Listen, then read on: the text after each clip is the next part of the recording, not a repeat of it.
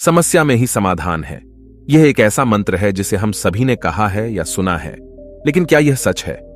बहुत से लोग समस्याओं के सामने खड़े होकर बस इंतजार करते रहते हैं, आशा करते हैं कि समस्याएं अपने आप हल हो जाएंगी।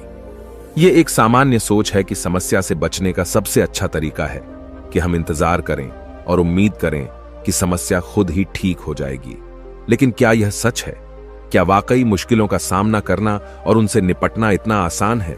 इस वीडियो में हम बात करेंगे कि समस्याओं के सामने खड़े होकर इंतजार करना सबसे अच्छा विकल्प नहीं है। हम आपको सिखाएंगे कि समस्याओं का सामना करना, उन्हें हल करने का सही और प्रभावी तरीका है।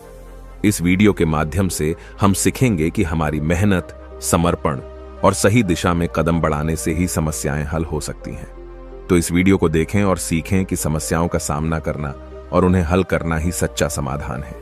तो चलिए शुरू करते हैं। दोस्तों, बहुत समय पहले की बात है।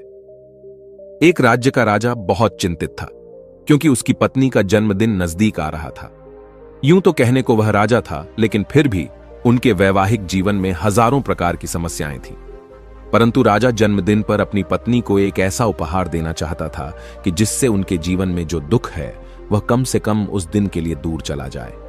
वह अपनी पत्नी को खुश करना चाहता था, किंतु आपने देखा होगा कि यह कार्य बहुत ही मुश्किल है, क्योंकि हम आज तक किसी को खुश नहीं कर पाए। हम चाहे लाख कोशिशें ही क्यों न कर लें, लेकिन हम कभी किसी को खुश नहीं कर पाते, क्योंकि यह खुशी हमारे पास नहीं है और न ही सामने वाले के पास है, जो हमारे पास है ही नहीं। वो हम किसी और को कैसे दे सकते हैं? अर्थात अगर आपको किसी दूसरे को खुशी देनी है तो सबसे पहले आपको खुश होना होगा, आपको खुश महसूस करना होगा, अर्थात वह खुशी आपके पास होनी चाहिए, तभी तो आप किसी और को खुश रख सकते हैं। एक दिन राजा ने सभी दरबारियों को दरबार में उपस्थित होने का आदेश दिया और साथ ही सभी मंत्रीगण भी वहां पर उपस्थित थे। तभी राजा ने सभी से सुझाव मांगा कि आखिर वह किस प्रकार अपनी पत्नी को जन्मदिन पर खुश कर सकता है। आखिर वह उन्हें कैसा उपहार दे जिस कारण राजा की पत्नी खुश हो सके। वहां पर उपस्थित सभी लोग अपने मन की बातें राजा से बताते हैं, परंतु राजा को वहां पर उपस्थित किसी भी व्यक्ति का कोई सुझाव पसंद ही नहीं आया। एक दिन संध्या के वक्त राजा अपने रथ से कहीं जा रहा था। तभी रास्ते में उसने एक बहुत ही सुंदर मूर्ति देखी। वह मूर्ति बहुत ही सुंदर और आकर्षक थी। उसे देखकर ऐसा प्रतीत होता था मानो उस मूर्ति में जान हो। उस मूर्ति को देखकर राजा बहुत प्रसन्न हुआ और वह तुरंत ही मूर्तिकार के पास पहुंचा। और राजा उस मूर्तिकार से कहता है, तुम तो बहुत बड़े कलाकार हो, तुम्हारी मूर्तियों में चांद नजर आती है। ऐसा प्रतीत होता है कि तुम्हारी मूर्तियां जीवित हैं। हम तुम्हारी इन मूर्तियों को देखकर बहुत प्रसन्न हैं। हम चाहते हैं कि तुम्हारी सारी मूर्तियां हमारे दरबार में शामिल हों। यह सुनकर वह मूर्तिकार बहुत प्रसन्न हुआ, जैसे उसे कोई खजाना मिल गया हो। लेकिन तभी राजा ने उस मूर्तिकार से एक और बात कही, देखो, मैं चाहता हूं कि तुम मेरे दरबार में शामिल हो जाओ, किंतु उससे पहले तुम्हें हमारे लिए हमारी रानी की ऐसी मूर्ति बनानी होगी जिसे देखकर वह खुश हो जाए और अपने सारे दुख दर्द भूल जाए। और यदि तुम ऐसा न कर सके तो मैं तुम्हारा सर धड़ से अलग कर दूंगा। राजा के मुख से यह सुनकर मूर्तिकार घबरा गया, उसके पसीने छूट गए।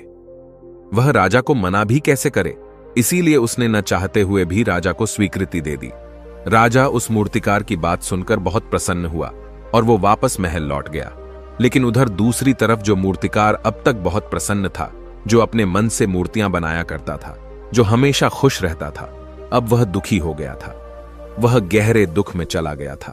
वह डर के कारण रानी की मूर्तियां बनाना शुरू करता है, परंतु जो भी मूर्ति बनाता था उस मूर्ति को देखकर ऐसा प्रतीत होता था मानो वह मूर्ति बहुत दुखी है, उसे किसी प्रकार का कोई दुख है। एक के बाद एक उसने कई सारी मूर्तियां बना डाली, परंतु कोई भी मूर्ति ऐसी नहीं थी जिसे देखकर कोई भी खुश हो सके, जिसे देखकर यह प्रतीत हो कि मानो उस मूर्ति में जान है और वह मूर्ति देखकर कोई भी अपना दुख भूल जाए। और यह इस कारण हो रहा था क्योंकि मूर्तिकार भीतर से बहुत दुखी था, जो उसकी मूर्तियों के रूप में साफ और स्पष्ट नजर आ रहा था।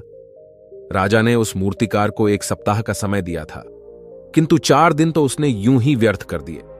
अब उसके पास केवल 3 दिन का ही समय बचा था, जिसके बारे में सोच सोचकर उस मूर्तिकार का गला सूखा जा रहा था।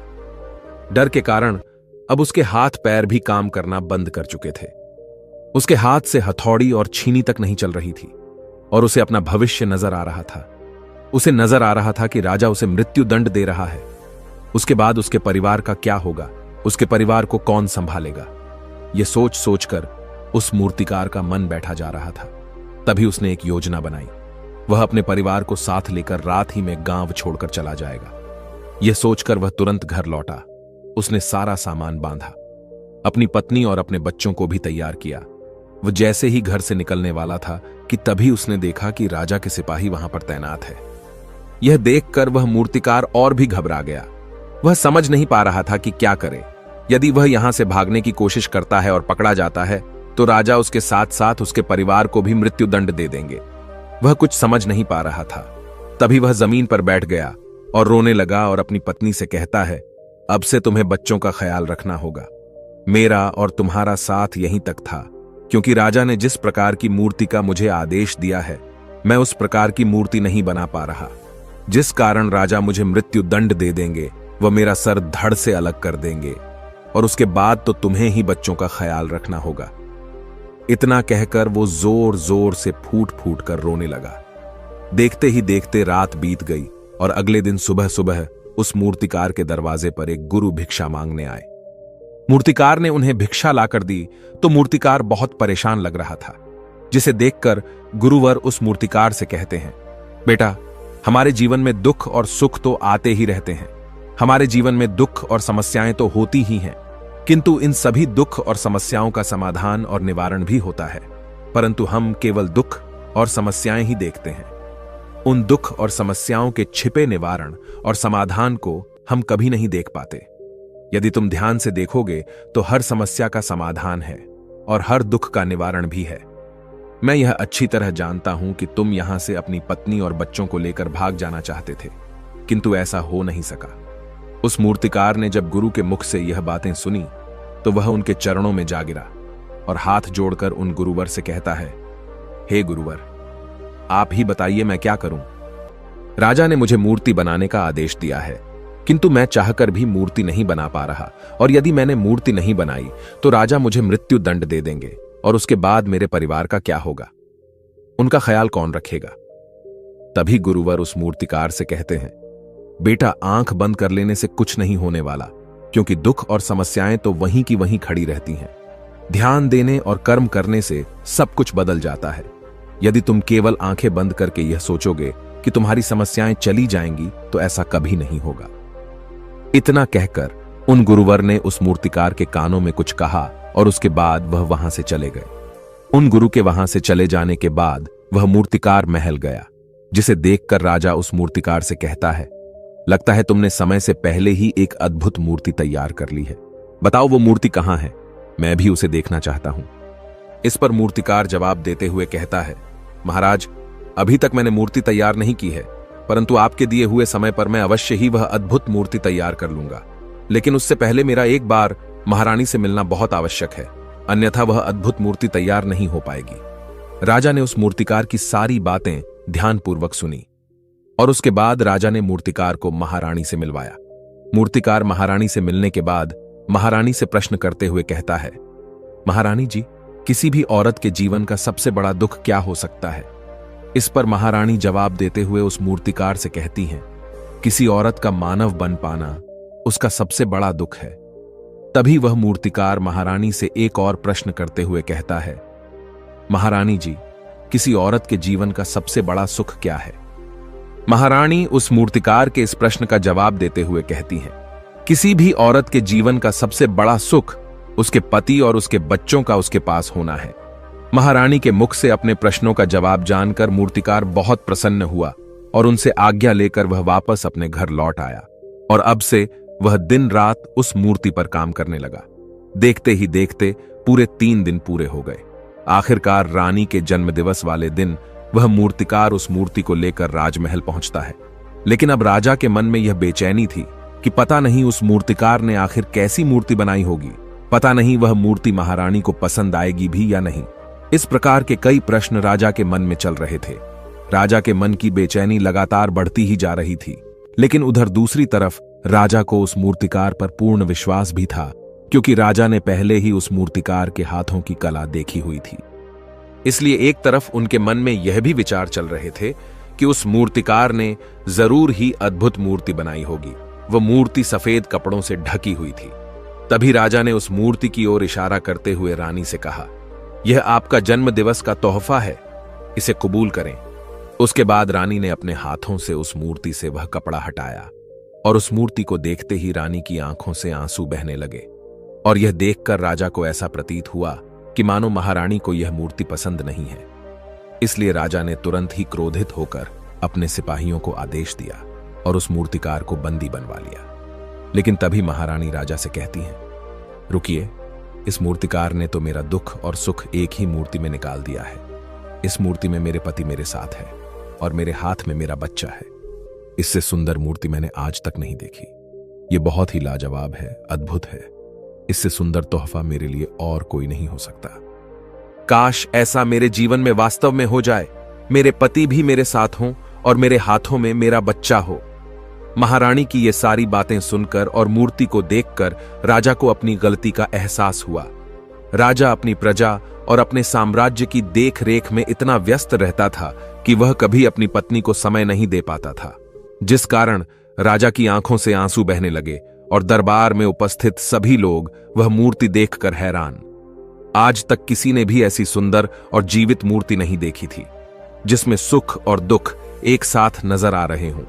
उसके बाद उस राजा ने उस मूर्तिकार को रिहा करवाया और उसे ढेरों इनाम दिए और अपने राज्य दरबार में जगह भी दी। किंतु उस मूर्तिकार ने इनाम तो स्वीकार कर लिया, परंतु राज दरबार में उसे जगह नहीं ली और हाथ जोड़कर राजा से कहता है, हे महाराज, मेरी आपसे विनती है, आपने मुझे चेतावनी दी थी, यदि मैं ये मूर्ति नहीं बना सका तो आप मुझे मृत्यु दंड दे देंगे। किंतु मैं आपसे बस इतना ही कहना चाहता हूं, हम में से चाहे कोई भी प्राणी क्यों ना हो, सभी के प्राण उतने ही कीमती है जितना कि आपका या महारानी के हैं। इसीलिए किसी को भी बिना दोष के दंड नहीं देना चाहिए। मेरी पत्नी ने मुझसे कहा था कि राजा की दोस्ती और दुश्मनी दोनों ही अच्छी नहीं है, इसीलिए मुझे आपके राज दरबार में कोई स्थान नहीं चाहिए। मैं अपनी छोटी सी दुनिया में बहुत खुश हूं। मैं अपने छोटे से परिवार के साथ बहुत खुश हूं। मैं आज तक जो करता आया हूं मुझे वह पसंद है और मैं अपने पूरे जीवन काल वही करना चाहता हूं। मैं जैसा हूं, जिस हाल में हूं, मुझे बहुत प्रसन्नता है कि मैं आज इतना खुशहाल इंसान हूं। अब मुझे आज्ञा दीजिए। इतना कहकर वह मूर्तिकार वहां से चला गया। दोस्तों, इसी प्रकार हमारे जीवन में भी बहुत बड़े बड़े संकट और दुख आते जाते हैं, किंतु वास्तव में तो यह दुख और संकट हमें कुछ सिखाने के लिए आते हैं, किंतु हम तो केवल उन दुख और समस्याओं को ही देखते रह जाते हैं। हम उनका निवारण खोजने का तनिक भी प्रयास नहीं करते, और जब हम दुख के समय क्रोध करते हैं तो हम वास्तविकता में अपना ही नुकसान कर लेते हैं। जो व्यक्ति समझदार होते हैं वह अपने दुख और परेशानियों से यह सबक सीख ही लेते हैं कि उन्हें विषम परिस्थितियों में शांत रहकर उन दुखों का निवारण करना चाहिए, उन समस्याओं का समाधान करना चाहिए। किंतु हम में से अधिकांश लोग यह नहीं सीख पाते और वे लोग दुख और परेशानियों के समय पर क्रोधित हो ही जाते हैं। वह इस बात को अच्छी तरह जानते हैं कि हमें दुख और समस्या के समय पर शांत रहना चाहिए और उसका समाधान खोजने का प्रयास करना चाहिए, किंतु हम बार बार वही गलती दोहराते रहते हैं। जब भी हमारे सामने कोई विषम परिस्थिति उत्पन्न होती है तो हम बार बार क्रोधित हो जाते हैं और क्रोध में आकर हम अपना ही नुकसान कर लेते हैं, क्योंकि क्रोध में हम कभी भी कोई चीज सीख नहीं सकते। क्रोध में हमारा मस्तिष्क काम करना बंद कर देता है और उसे केवल वह परिस्थिति नजर आती है, वह समय नजर आता है जो उसके खिलाफ है और जो जीवन के दुखों से, इन समस्याओं से कुछ सीख नहीं पाता। ऐसा व्यक्ति पूर्ण रूप से एक दलदल में फंसे हुए इंसान की तरह है, जो परिस्थितियों के दलदल में कुछ इस प्रकार फंस चुका है कि वह वहां से निकल नहीं सकता। फिर वह चाहे कितना भी हाथ पैर क्यों न मार ले, और जितना हाथ पैर मारेगा वह उतना ही उस दलदल में फंसता चला जाएगा। जबकि आपको हाथ पैर न मारकर बल्कि शांत रहकर अपने मस्तिष्क का प्रयोग करना चाहिए और यह सोचना चाहिए कि इस दुख, इस समस्या और इस विषम परिस्थिति का समाधान क्या हो सकता है। किंतु आप तो अपने आप को पहले से ही दलदल में डाल चुके हैं और ऐसी स्थिति में आप बाहर निकलने के बारे में न सोचकर लगातार और हाथ पैर मारकर आप अपने आप को उस दलदल में और भी नीचे डुबाते जा रहे। तो ऐसी परिस्थिति में आप भला उस समस्या, उस परिस्थिति का सामना कैसे करेंगे, वहां से बाहर कैसे निकलेंगे? और वहीं पर जो व्यक्ति थोड़े भी जागृत है जो दुख और समस्याओं का निवारण और समाधान खोजने में वास्तव में अपना समय लगाते हैं। वह यह जानते हैं कि निवारण और समाधान एक हीरे की तरह है, वह हीरे की खान की तरह है।